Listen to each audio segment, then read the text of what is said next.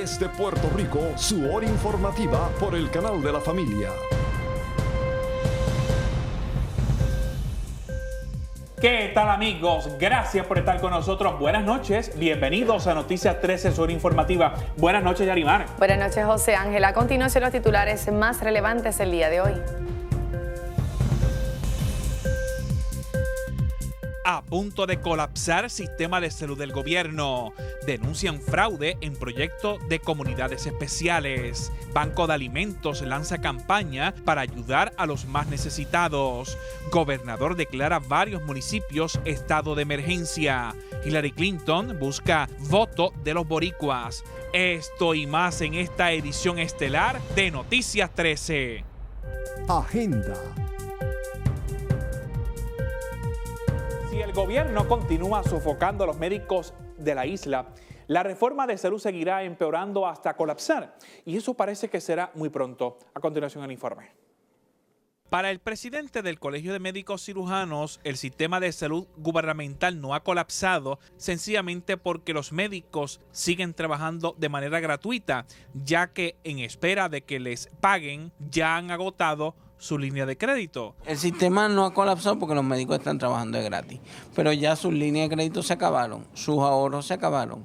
La opción que tienen es cerrar y emigrar, y la mayoría de los médicos, los especialistas sobre todo, van a dejar de coger reforma y el paciente va a tener un serio problema de acceso. Entonces los problemas reales que tienen los pacientes no los atendemos. Permitimos que le voten a 700 pacientes de las redes con una excusa baladila de los Advantage. Ellos manejan 8.5 billones de dólares al año y alegadamente se lo van a bajar a 8.2. Y con ese nivel quieren bajarle los servicios a los pacientes y quitarle proveedores porque quieren mantener margen de ganancia de 8 a 10%. Y el gobierno va a Washington a hacerle segunda voz. Y sobre la propuesta que busca obligar a los médicos a tener más de una alternativa de pago y que una de estas sea electrónica, obligará a los galenos a cerrar sus oficinas y mudarse a uno de los 50 estados. Pretenden que haya alternativa de pago electrónicos cuando el 60% de los pacientes es reforma que paga deducible entre 0 y 5 dólares. No hay manera de que tú puedas mantener el costo operacional de un sistema electrónico cuando la mayoría de tus pacientes son reformas. La mayoría de las oficinas grandes que tienen muchos médicos o que hacen procedimientos caros tienen método electrónico. El médico normal de su oficina solo que ve 20 o 30 pacientes al día, 90% reforma, les es extremadamente oneroso tener un método electrónico porque le vale más de lo que recibe del sistema electrónico. Desde el Capitolio, Irán Delgado Vélez, Ismael Torres y José Ángel Cordero.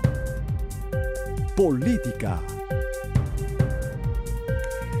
El senador del Partido Nuevo Progresista, Ángel Chayán Martínez Santiago, exigió respuestas concretas por parte de la coordinadora de la Oficina del Coordinador General para el Financiamiento Socioeconómico y la Autogestión ante la revelación de que dicha dependencia cuenta con 100 millones de dólares que no han utilizado.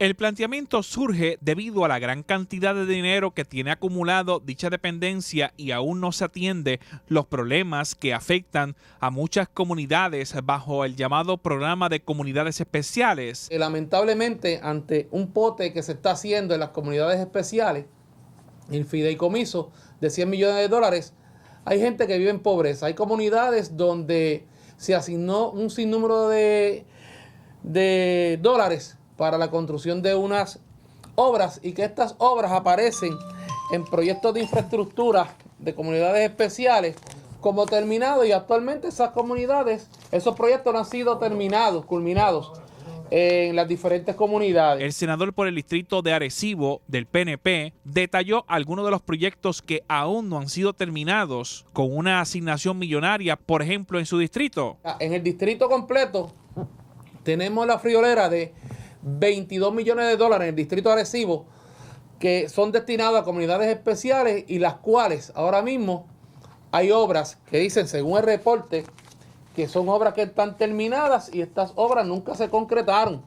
Por ende, hago un llamado también a aquellas agencias del gobierno a que revisen en su schedule de trabajo las obras pertinentes a las comunidades especiales que sus agencias tienen que haber comenzado o haberse terminado hace par de años atrás. La impresión que, según esbozó en la conferencia de prensa el legislador del PNP, es que sencillamente aquí huele a fraude. La impresión es que hubo un fraude, se asignó el dinero, hubo un fraude, ya sea del contratista o de la persona que lo cometió, ¿ok?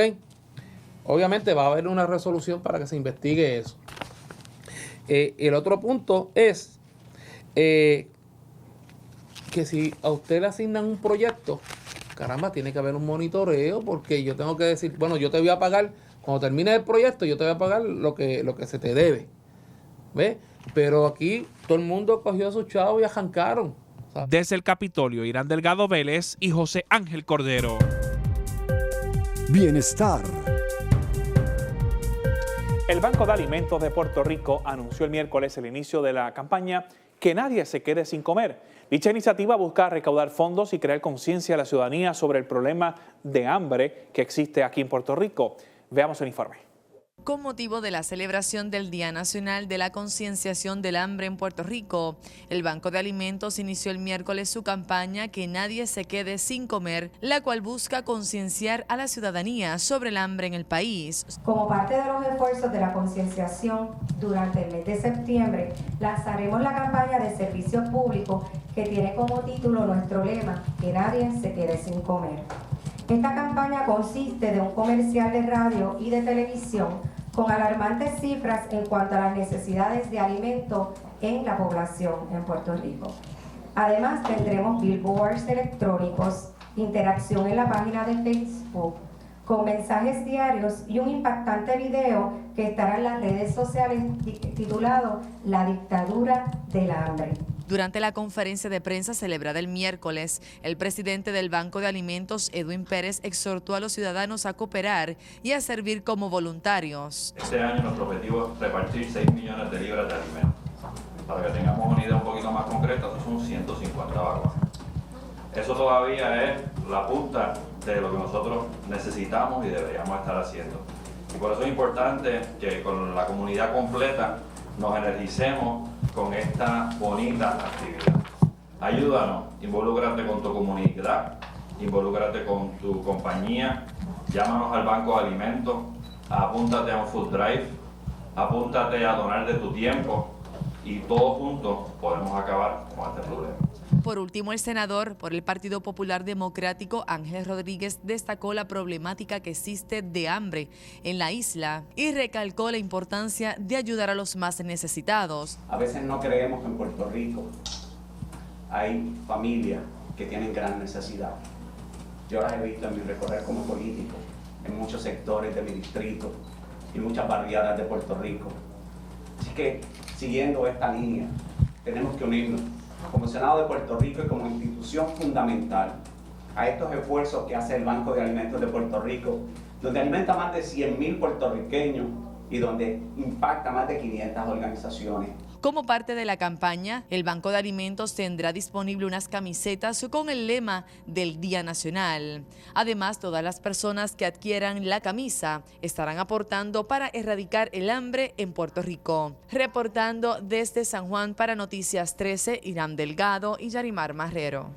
Un grupo de respetados diseñadores puertorriqueños visitó el área de oncología pediátrica para entregarles a los niños y al personal del Hospital San Jorge lo que el grupo denominó como una colección especial para vestir las bolsas de quimioterapia a las que estén conectados los pacientes mientras reciben tratamiento contra el cáncer. Durante la visita, el grupo también entregó un donativo de $25,000 gracias al apoyo de Tony Pérez. Gobierno. Si la mayoría de los bonistas de la Autoridad de Energía Eléctrica aceptan los términos que se negociaron anoche con los integrantes del grupo Ad Hoc Group de la autoridad, la corporación podría experimentar una reducción de hasta $670 millones en el monto de su deuda pública no asegurada.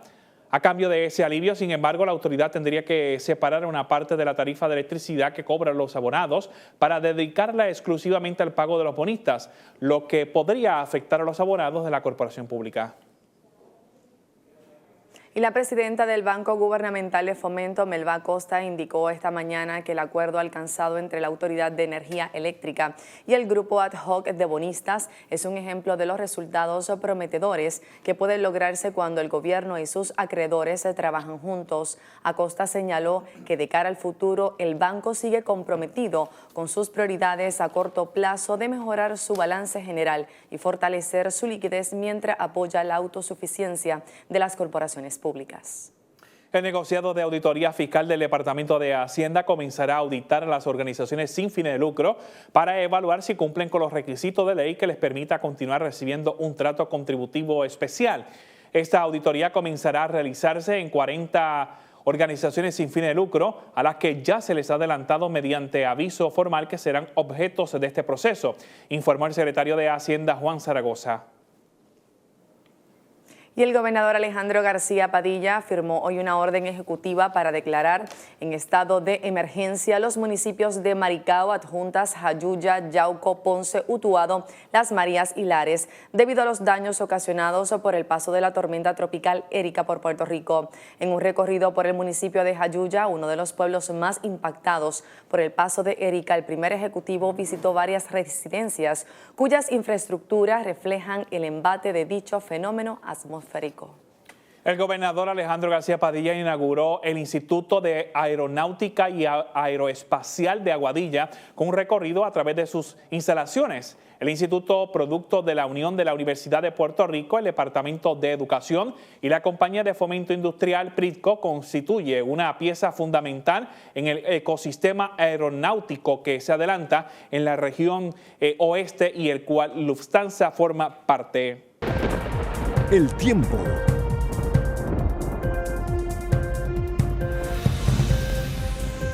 Gracias por estar con nosotros. Vamos al radar Doppler, actividad de lluvia limitada actualmente al norte de Ponce, en la zona del norte de Puerto Rico, entre Arecibo hasta por lo menos Isabela durante el día de hoy. Tuvimos tiempo bastante lluvioso en Puerto Rico, incluso hubo advertencias de inundaciones repentinas en gran parte de la isla. Vamos a ver el satélite para ver lo que está ocurriendo actualmente. Tenemos nubosidad todavía sobre las islas menores del Caribe, también sobre Puerto Rico, la Española y también en el Mar Caribe durante el día de hoy. En el Océano Atlántico, bastante separado de la zona del Caribe, saliendo de Estados Unidos también un sistema de baja presión. La otra imagen del satélite nos muestra un poco más claro lo que está sucediendo en el Océano Atlántico y en el Mar Caribe. La otra imagen del satélite nos muestra la nubosidad sobre Puerto Rico que tuvimos durante el día de hoy, sobre la Española, especialmente en la República Dominicana, incluso también Jamaica durante el día de hoy y en la costa oeste de Cuba, en el estado de la Florida, también tuvimos durante el día de hoy bastante nubosidad, Centroamérica y también el norte de América del Sur. En cuanto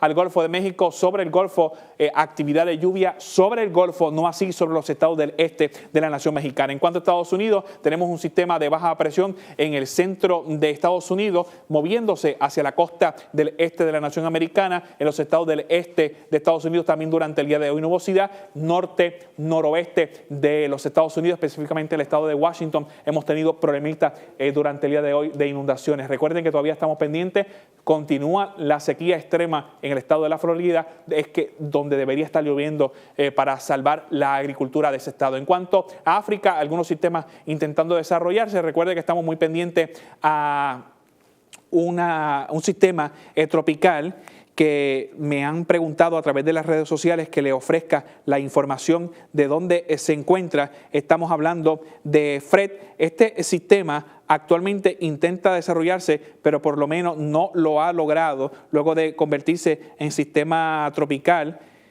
incluso llegar a convertirse en un huracán categoría número 1 durante los pasados días. Ha perdido fuerza y no ha logrado mantenerse activo. Actualmente, en el último informe, se encontraba en la latitud 20.30 grados norte, longitud 31.8 grados oeste, se está moviendo hacia el oeste-noroeste a razón de 10 millas por hora. Los vientos sostenidos continúan siendo de 40 millas por hora, así que estamos hablando de una tormenta tropical muy débil. Recuerde, cuando llega a 38 el viento, pues ya pierde la categoría de tormenta. Vamos a lo que está pasando en Carolina. La temperatura continúa estando en 88. Se ha sentido un poco caluroso en algunos momentos durante el día de hoy. El viento del este a razón de 8 millas por hora. En cuanto al pronóstico del tiempo para esta noche y los próximos días, entre un 20 a un 30%. Hasta aquí la información del tiempo. Mesa Redonda.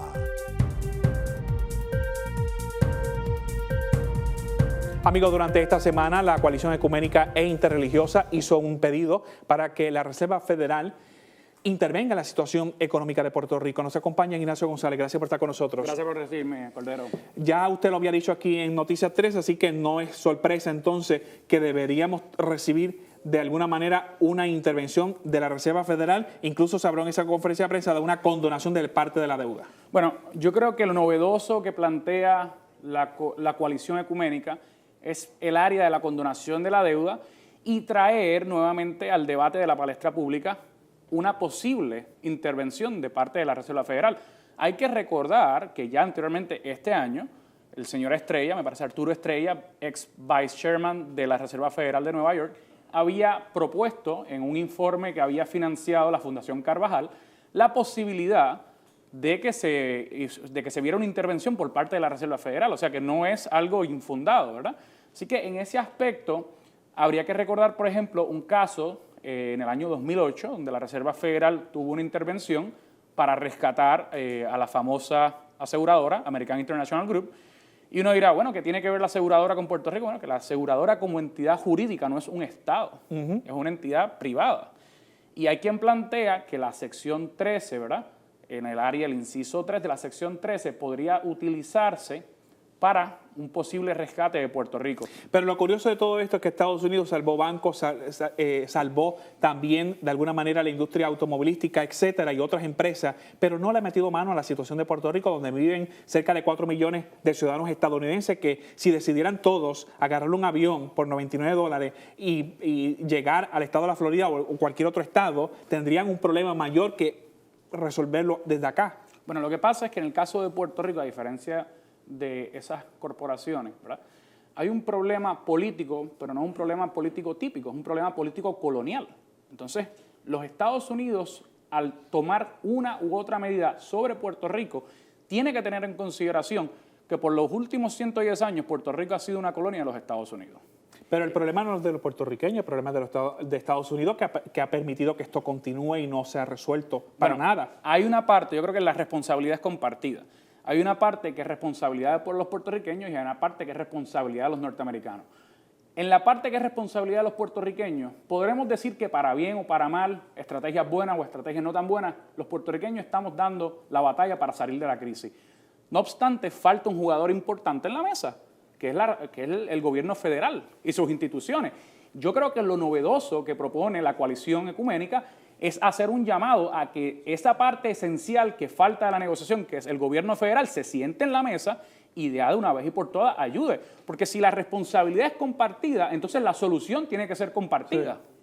Sí. Y una solución que podría estar sobre la mesa si es que se sientan a negociar y a ayudar. Pero hasta el momento solo he escuchado pocos precandidatos a la presidencia de Estados Unidos que insisten que Puerto Rico debería ser ayudado por el gobierno estadounidense. Mira, en el caso del problema político que representa Puerto Rico para los Estados Unidos, tenemos que considerar los siguientes factores. Independientemente de una interpretación, porque habrán personas que digan que la Reserva Federal no debe actuar o que no puede actuar jurídicamente, yo entiendo que sí lo puede hacer, pero hay un problema de fondo. Actualmente en Nueva York, en la Florida y en puntos estratégicos de la zona este, hay puertorriqueños que ya han movido sus operaciones y que se han mudado de Puerto Rico hacia allá. ¿Qué quiere decir esto? Que esos puertorriqueños están en puntos estratégicos y son votos importantes que pueden cambiar lo que, por ejemplo, se conoce en Florida como un swing state. O sea, los norteamericanos, los políticos y la institucionalidad norteamericana tienen un problema real. Además de que tienen una colonia en el Caribe de la que se han olvidado y hasta el momento no han querido resolver la situación, a nivel político, en el año 2016, van a tener un problema porque hay unos puertorriqueños que están votando y actualmente se van a razón de 50,000, 60,000 por año. Entonces, son votos, es un problema moral, o sea, no importa por dónde lo miremos, los Estados Unidos tienen que sentarse en la mesa. La solución de los problemas de Puerto Rico tiene evidentemente que contar con los puertorriqueños. Pero si los norteamericanos son parte del problema y han sido parte del problema históricamente, los norteamericanos tienen que sentarse en la mesa y yo creo que ese es el llamado más importante que hace la coalición ecuménica. Claro, la próxima semana vamos a hablar de la visita de Hillary Clinton a Puerto Rico y hay que recordar que Estados Unidos niega que Puerto Rico sea una colonia, por eso también es que nos tratan de una manera distinta, no se sabe cómo. Eso es lo que han querido decir últimamente, o por los últimos años, bajo el Estado Libre Asociado.